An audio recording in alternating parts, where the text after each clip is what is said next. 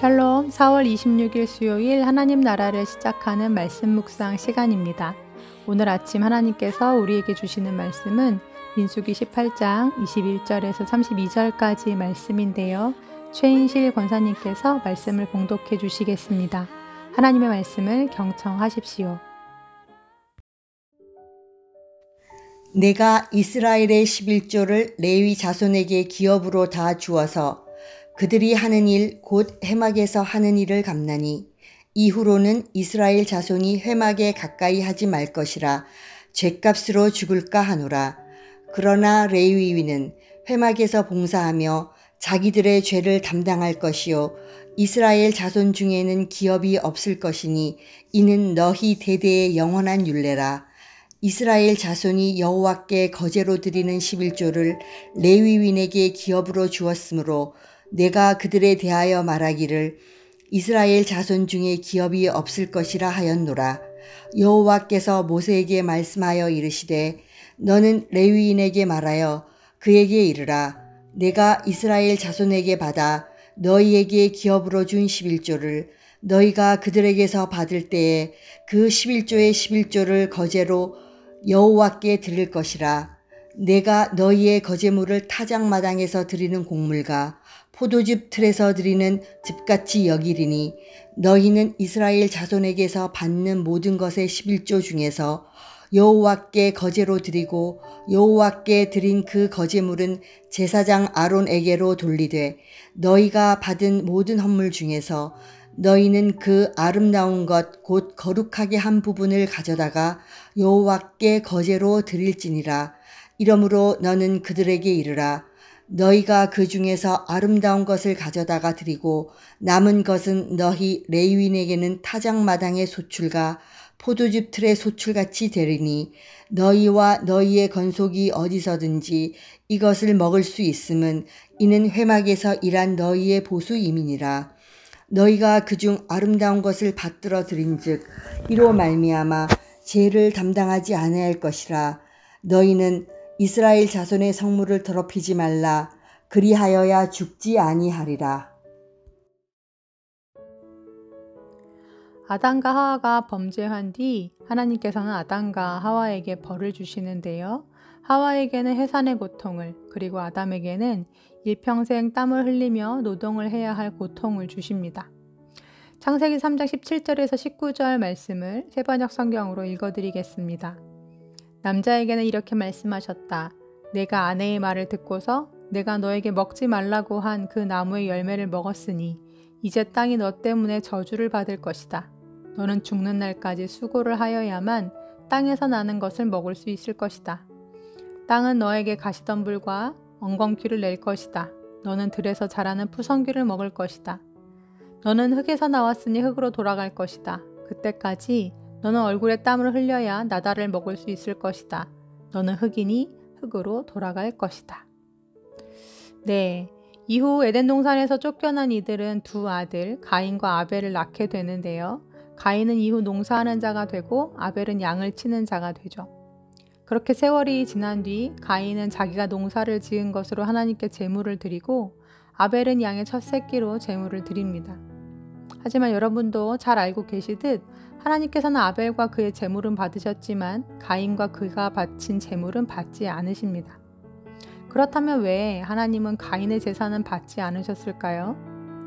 그 이유가 무엇인지에 대해 성경은 정확히 기록하고 있진 않지만 선을 행하지 않았다라는 4장 7절 말씀에 근거해서 생각해보면 무언가 가인의 제사와 또 그 제사를 드리는 가인의 마음에 어떠한 문제가 있었던 것은 분명해 보입니다.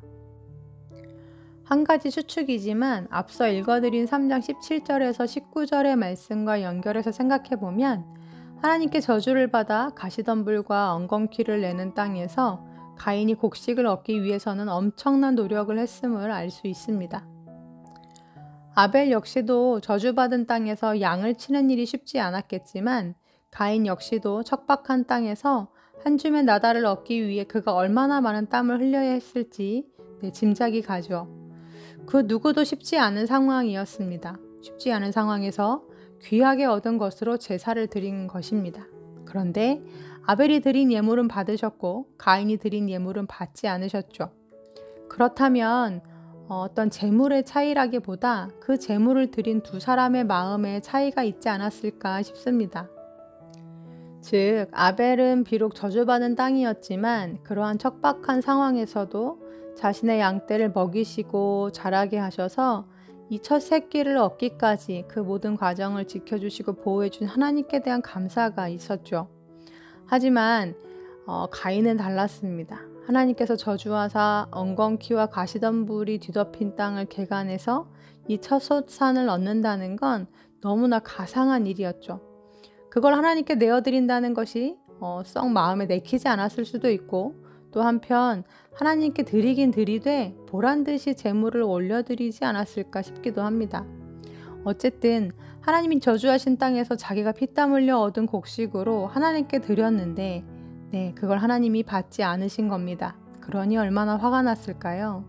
성경에 보면 가인이 몹시 분하여 안색이 변했다라고 기록하고 있습니다. 그렇다면 우리는 이 가인과 아벨의 이야기에서 하나님께서 우리에게 원하시는 것이 재물이 아니라 그 재물에 담긴 우리의 마음임을 알 수가 있습니다. 하나님은 온 세상 모든 만물의 주인이십니다.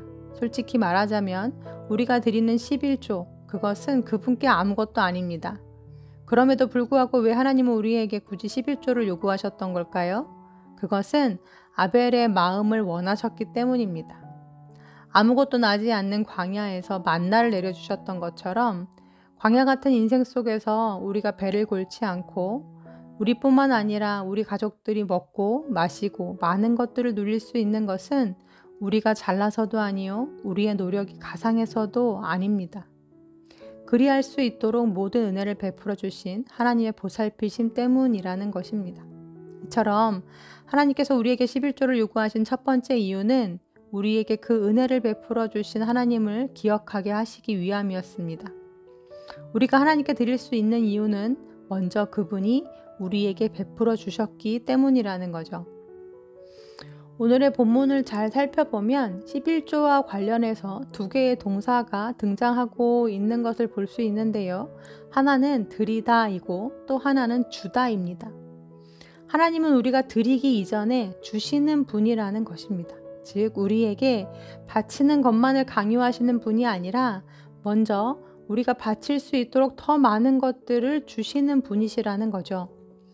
이스라엘에게는 땅을 그 기업으로 주셨고 레위인에게는 이스라엘 백성들이 드리는 11조를 기업으로 주셨습니다. 또한 아론과 그의 가족에게는 레위인들의 11조를 기업으로 주셨죠. 이렇게 하나님께서 먼저 주셨다라는 것을 잊어버릴 때 우리는 가인과 같은 사람들이 되고 맙니다. 21절 그리고 31절 말씀을 보면 레위인들이 성막을 맡아 봉사하고 수고하는 것에 대한 보수로서 이스라엘이 드린 11조를 그들에게 봉급처럼 주시는 것 같은 생각이 들지만 26절 말씀을 보면 그들도 똑같이 하나님께서 주신 것에 대한 11조를 다시 하나님께 바치게 하심으로써 내가 번 것이 아니라 하나님께서 주신 것이다 라는 사실을 놓치지 않게 하셨습니다. 그러므로 모든 이스라엘 백성들이 그들을 먹이시고 입히시고 책임지시는 하나님을 바라보기를 원하셨고 하나님의 은혜로 인하여 살아가는 인생임을 잊지 않기를 원하셨다라는 거죠. 더불어 하나님께서 이스라엘 백성들에게 11조를 요구하신 두 번째 이유는 서로가 서로를 섬기는 관계가 되기를 원하셨기 때문입니다. 자칫 잘못 생각하면 이스라엘 백성들이 기업을 받지 못했던 레위인들을 일방적으로 섬기는 것처럼 착각할 수도 있겠지만 레위인은 회막을 맡아 봉사함으로써 이스라엘 백성들의 영적인 삶을 책임지는 사람들이었습니다. 하나님의 백성은 예배가 삶의 중심이고 또한 하나님과의 관계가 제일 중요한 사람들입니다. 이 영적인 삶이 무너지면 모든 것이 다 무너지기 때문입니다. 그러하기에 하나님은 이 레위인들에게 오직 성막을 봉사하는 일에 집중하기를 원하셨는데요. 그러려면 먼저 먹고 사는 문제가 해결되어야 하죠.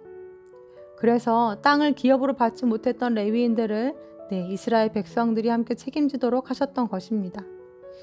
이처럼 하나님 사랑 또한 이웃 사랑의 계명이 응집되어 있는 것이 바로 11조 정신입니다. 꼭 해야 하는지 아니면 하지 않아도 되는지, 또 하면 얼마를 해야 하는지, 이런 경우에는 어떻게 해야 하는지, 11조에 관련된 여러 가지 질문이 있을 수 있겠지만 이 시간은 두 가지만 기억했으면 좋겠습니다. 우리가 드리기 이전 우리가 드릴 수 있도록 우리에게 먼저 베풀어 주신 분이 계시다라는 사실, 내가 땀 흘려 얻은 것이기 이전에 그분이 먼저 나에게 은혜를 베풀어 주셨다는 사실을 우리는 잊어서는 안 됩니다. 또한 순종함과 자원함으로 내 작은 것을 드릴 때 하나님께서는 그것을 사용하셔서 그분이 필요한 것에, 또한 하나님의 나라가 세워지는 일에 귀하게 사용하신다라는 사실이죠.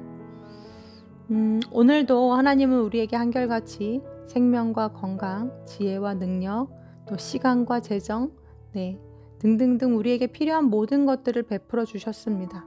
오늘도 하늘을 열어 만나를 내려주신 하나님께 감사드리면서, 그렇다면 반면 오늘 내가 하나님께 올려드려야 할 것은 무엇이고, 또한 이웃에게로 흘려보내야 할 것, 섬기고 나누어야 할 것은 무엇인지 곰곰이 생각해보는 아침이 되면 좋겠습니다.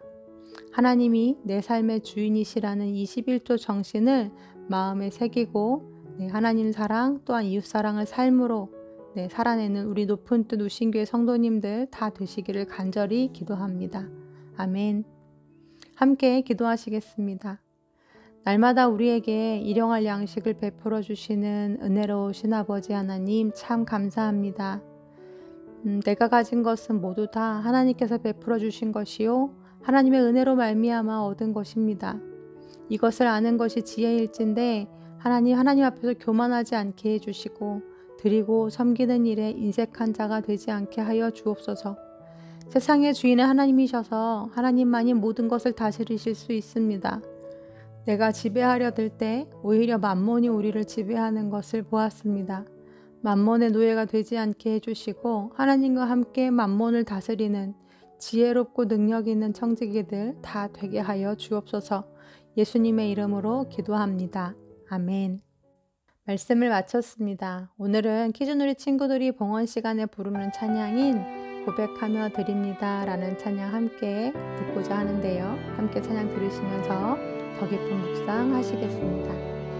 나의 가장 큰 기쁨, 나의 하나님, 내가 가진 것은 다 하나님이 주셨어요.